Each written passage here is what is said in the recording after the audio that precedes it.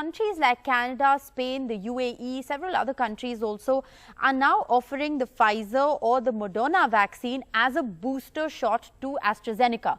So what are these countries doing? If you get AstraZeneca as your first shot, your second shot is of an mRNA vaccine. Russia and China are looking to do this too. They are looking to mix and match other vaccines. Russia, for instance, has also been planning to test the combination of AstraZeneca and the Sputnik vaccine, which would be an interesting development for India to watch out for. Now, experts say that it could potentially lead to a better immune response. It could also logistically solve the problem of vaccine shortage supply. Now, how does this vaccine mixing actually play out? And remember, Canada is the latest country to have introduced it. Let's go across to Dr. Isaac Bogoch, physician, infectious disease scientist, University of Toronto with us. Thanks for speaking with NDTV. The second dose of AstraZeneca vaccine is no longer recommended in Canada. Instead, it's the Pfizer or Moderna that's being given as a second shot. What more can you tell us about this decision? Yeah, so in Canada, we have a lot of access to 3 different vaccines, AstraZeneca, Pfizer, and Moderna. And we were giving out a lot of AstraZeneca as first doses, but for several reasons that stopped. And now we're giving out Pfizer and Moderna as first doses. One of the reasons is that there's the very small, but of course not 0% risk of those blood clotting events with AstraZeneca. And when you factor that with that risk doesn't exist with the Pfizer and the Moderna vaccine. Plus, we have regular, steady shipments of Pfizer and Moderna where we don't have that with AstraZeneca. When we put all those pieces together, it just made sense to really prefer Moderna and Pfizer for the first dose. Then, of course, we have a lot of people who've had AstraZeneca who've had a first dose. And the question was, okay, what are we going to do for second doses? Well, we know that the risk of those blood clotting events is even smaller after the second dose. It might be a range of, somewhere between 1 in 300,000 to 1 in 600,000. So very, very low risk, but still not 0%.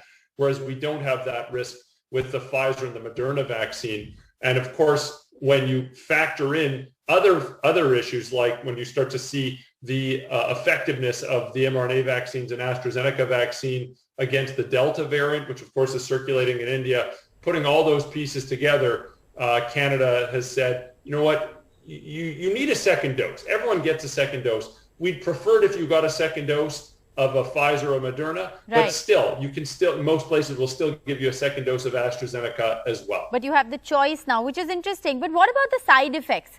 Dr. Isaac, in Spain, experts have warned of the fact that there could be enhanced side effects with vaccine mixing. Even in the UK, experts have warned of the same thing. What are you seeing?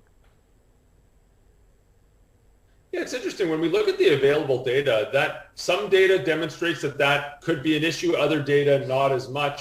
What's interesting is the data that emerged from the United Kingdom demonstrates that, yeah, the side effects may be more intense, but they weren't severe enough, for example, to put anyone in the hospital. People just had more frequent and often more intense side effects. The fever, potential headache, potential body aches and pains, fatigue. But again, it was still not on the higher end of the spectrum where people ended up in hospital. So it might happen. It might happen more frequently. It might happen more intensely, but it's not on the severe end of the spectrum. Right. What we're seeing in terms of vaccine mixing, and if we put out that graphic of where it's happening, you'll see that it's usually AstraZeneca as the first shot, followed by an mRNA as the booster shot. Can the opposite be done as well?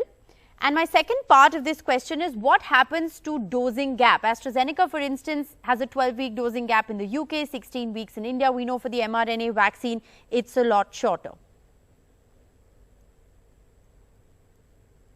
That's a great point. So for the first part of your question, I'm not quite sure why someone would do an mRNA vaccine like a Pfizer or Moderna followed by an AstraZeneca. It could theoretically be done.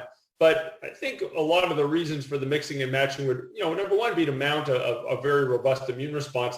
But the reason that drove places to do this, for example, the reason that drove Canada to do this was even though the risk of those blood clotting events is rare, keyword rare, and even though those vaccines are, very effective, when you have alternative vaccines that don't have that risk of the blood clotting event, it often points people towards both the safety and the efficacy, and really appreciating both the safety and the efficacy of those vaccines. So, so I'm not quite sure why someone would do the reverse, AstraZeneca followed by the mRNA.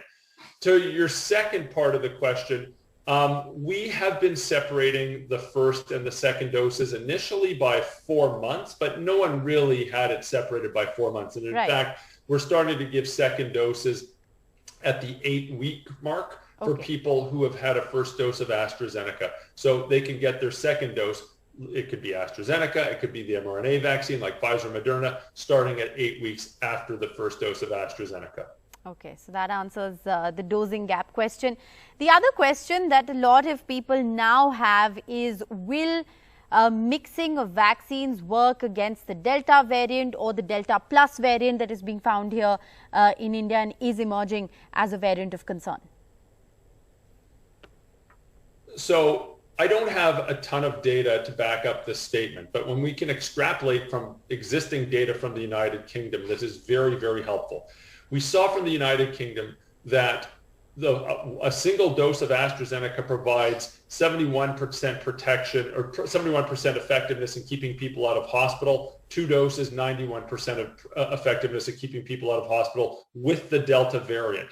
When we look at the mRNA vaccines like Pfizer, that was closer to 91% effectiveness after a single dose and up to 96% effectiveness after 2 doses of Pfizer in keeping people out of hospital with the Delta variant.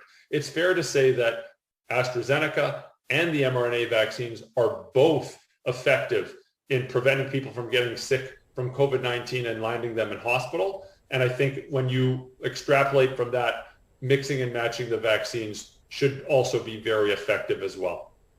All right. Well, thanks so much. It is indeed fascinating to see what's going on as far as the mixing of the adenovirus vaccine, the AstraZeneca, with the mRNA is concerned. It's a story we're going to continue to keenly track here in India as well.